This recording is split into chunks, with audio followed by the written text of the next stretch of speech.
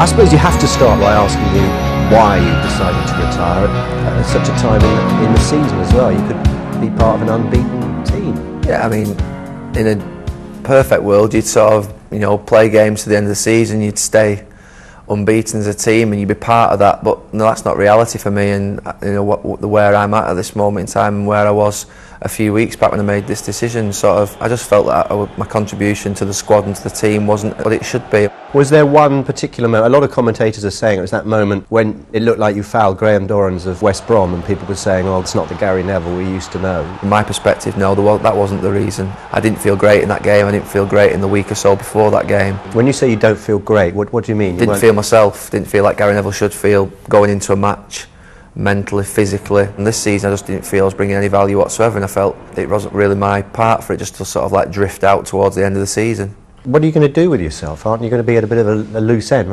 Miss training, miss banter, miss the... Yeah, I will miss everything because I've only known one thing for 20 years, and that's to come in here every single day and be part of a football team that trains towards a weekend or a midweek match. So for me it will be a completely different atmosphere. I'm going to continue coming into the club to the end of the season, and I always want to, you know, try and keep an association with this club. Did you ever consider joining another club? I've never been linked with another football club at all in my career, I don't think, to play for them. I'm sure I could play at a lesser level next season, but it just wouldn't be right for me. I've enjoyed the last 20 years so much, I just wouldn't want to dilute that sort of experience and that feeling that I've had. The fan in you sometimes comes out, doesn't it? You just can't help. You know that famous time when you ran to the Liverpool fans and showed them the badge and everything, and that's you unable to stop your feelings, isn't it?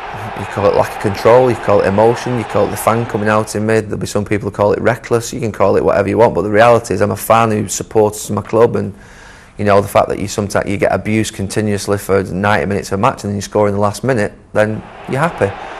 Is football a great big family, or are there certain people that you think, oh, I'll never talk to that guy again? I mean, obviously people are going to pick out Carlos Tevez and say, well, you and he had a spat. My whole concentration throughout my career has been the players who are in my dressing room. I've not really interested myself in anybody else outside that. Never gone for a drink with an opposing player unless they've played here.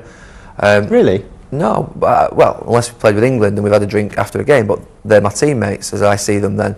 So no, I've never mixed and gone out for a drink with any other player unless he's played at this club. Is there one highlight in your career that you would pick out? My debut for United was probably the greatest moment for me because that was my lifetime achievement in one 3-minute period when I came on against Torpedo Moscow. I just wanted to play for Man United. Did you touch the ball? Once.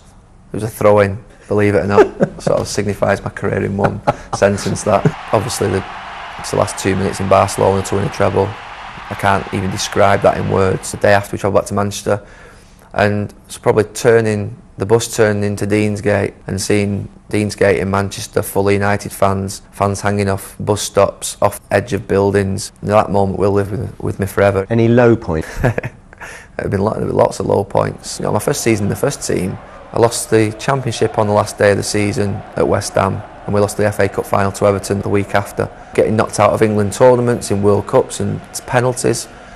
You know, there's been many of them. There have to be. When you talk about yourself, you've often said you weren't born with the talent and the skills of the greatest footballers in the world, but you worked harder than anyone else because that's what motivated you. Is that still how you feel now? My determination to work hard and get the absolute maximum every single ounce that I could out of myself was a great quality in sort of my career. I like to think that, you know, I had tactical intelligence as well in football terms, and that they were my two qualities probably that sort of stand out and made me what I am, or made the career that I've had.